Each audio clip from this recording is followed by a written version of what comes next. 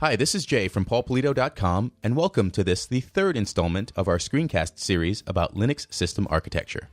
101.1, Determine and Configure Hardware Settings, Part 3. In this screencast, you'll learn about the general function of the BIOS. Furthermore, we'll talk about the enabling or disabling of internal and external peripherals. You will also learn how to access the BIOS and how to set the correct boot device. BIOS. The BIOS, or Basic Input-Output System, refers to a software program that is stored in a permanent memory, ROM, on the motherboard of a PC. BIOS is executed immediately after switching on the system.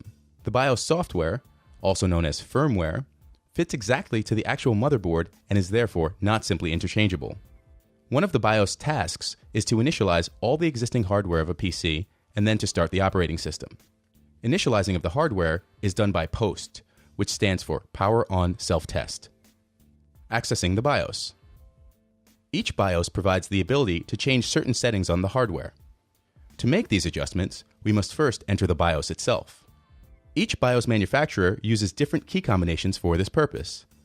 If these combinations are held down for a moment right after starting the computer, the BIOS then interrupts the normal boot process and the BIOS menu will appear.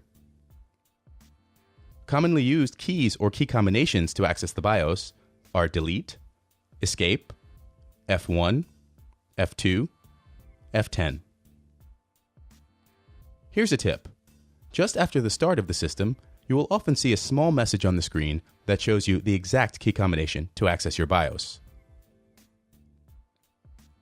External and internal peripherals.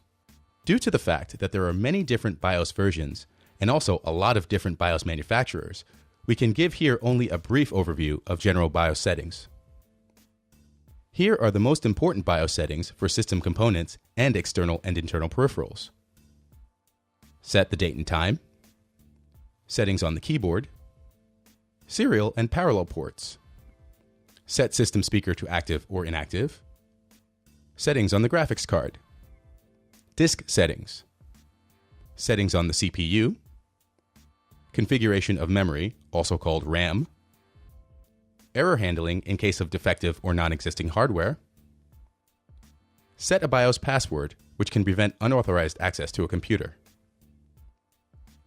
The BIOS offers thus the possibility to configure all of these components before the operating system itself has started. Set the correct boot device. A major task of the BIOS is also to determine the order of the devices that are started and read. It is, for example, possible to determine that the system starts from a CD-ROM drive, a USB device, or a hard drive. Also, start or boot sequences are possible. In the case that an appropriate boot medium in the CD-ROM drive can't be found, the BIOS would then jump to the next set device and attempt to start the system from there. Error handling. The BIOS settings for error handling are kept relatively simple. Mostly, you can only configure the errors for which BIOS stops the startup process completely. Generally, BIOS provides the following options: halt on all errors, halt on all errors but disk, halt on all errors but keyboard, halt on all errors but disk and keyboard. In many cases, Linux servers operate without their own keyboard. With the BIOS error setting, halt on all errors, such a system would not start at all. For Linux systems, it is therefore advisable to make the setting halt on all errors but keyboard. This setting ensures that the system starts even if the BIOS is not detecting a connected keyboard. Summary. The BIOS, or Basic Input-Output System, refers to a software program that is stored in a permanent memory, ROM, on the motherboard of a PC. BIOS is executed immediately after switching on the system. One of the BIOS's tasks is to initialize all the existing hardware of a PC and then to start the operating system. Initializing of the hardware is done by POST, which stands for Power On Self-Test. Commonly used keys or key combinations to access the BIOS are Delete, Escape, F1, F2, F10. A major task of the BIOS is also to determine the order of the devices from which the computer is started or booted. Regarding BIOS error handling, for Linux systems, it is advisable to make the setting halt on all errors but keyboard. This setting ensures that the system starts, even if the BIOS is not detecting a connected keyboard. Study points. Find out what key combination you can use to enter the BIOS of your system. Explore your own BIOS, but be careful while changing the settings. You may damage your system.